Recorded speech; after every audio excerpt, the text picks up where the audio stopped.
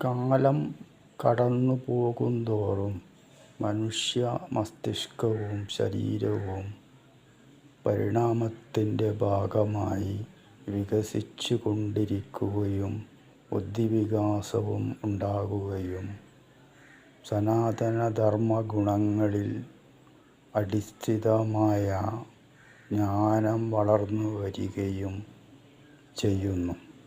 അതുകൊണ്ടാണ് മനുഷ്യൻ പഴയ കാലങ്ങളിൽ ചെയ്തുപോയ അറിവില്ലായ്മ കൊണ്ട് ചെയ്ത പല ആരാധനാരീതികളും ഭക്ഷണ സമ്പ്രദായങ്ങളും കുടുംബ ജീവിതത്തിൽ അനാവശ്യമായിട്ടുള്ള ആചാരാനുഷ്ഠാനങ്ങളുമൊക്കെ തള്ളിക്കളയുന്നത്.